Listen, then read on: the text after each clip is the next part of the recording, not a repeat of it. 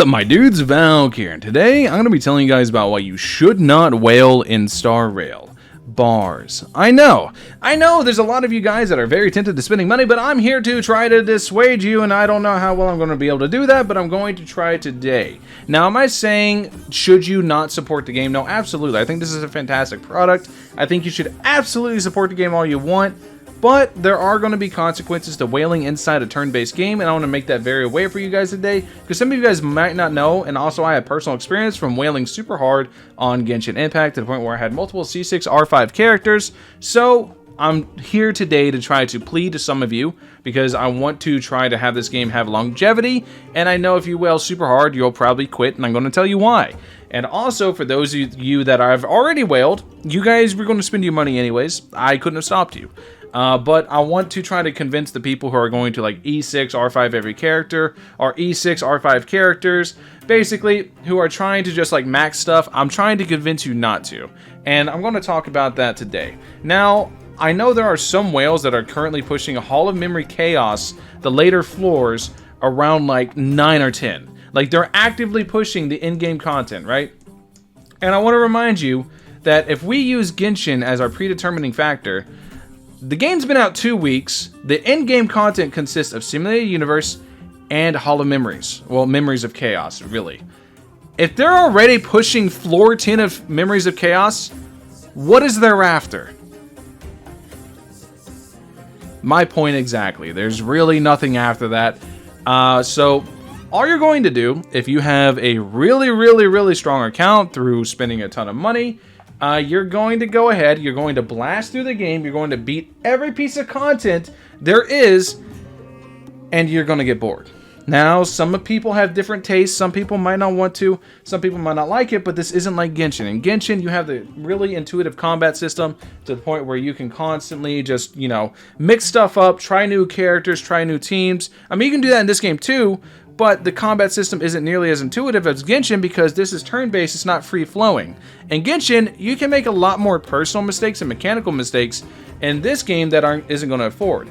In this game, once you have a Giga-Weld account, you're going to hit the auto button and beat everything in the game, and everything's just going to implode in front of your eyes while you touch the auto button. Maybe some of you guys want that. Maybe some of you guys like the game playing itself, and you don't actually want to play the game, so you want to spend the money needed to go ahead and blast it. Maybe you do. Maybe you don't. I don't know. Personally, what I'm doing on my main account, and I've said this many times, this is my plan, is one of every character so I can make teams and showcase to you guys some realistic looking showcases and not something crazy.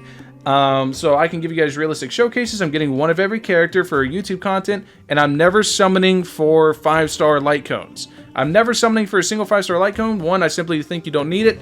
I think this game gives you a ton of good free-to-play options. And two, I genuinely think if the game becomes too easy as a turn-based game, it's going to lose its fun.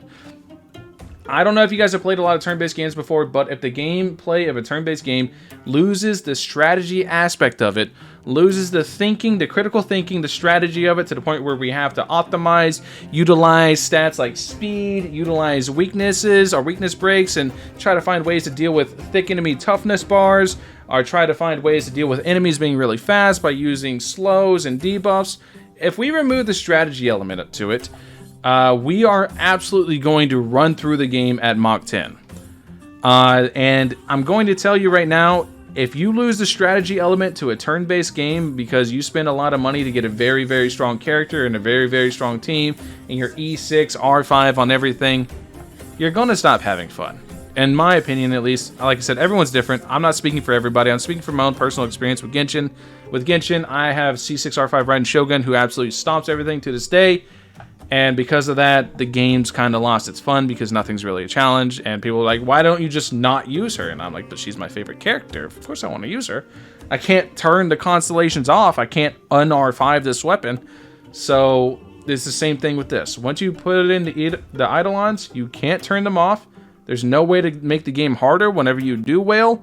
So just simply don't. It's kind of simple. Anyways, that's all I wanted to make for the video today. Just a little cautionary tale for you guys. Hopefully this reaches the people who need to hear it. And if you guys don't like the video, you don't really agree with this, and you just want to whale anyways, it was never meant to you to begin with. It was never meant for you. This video was never meant for you to begin with because you were going to do this anyways. And I really hope you stick with the game in the longevity sense. I really hope you play the game for a long time and get your money's worth out of it, because I just want people to enjoy the game at their own pace.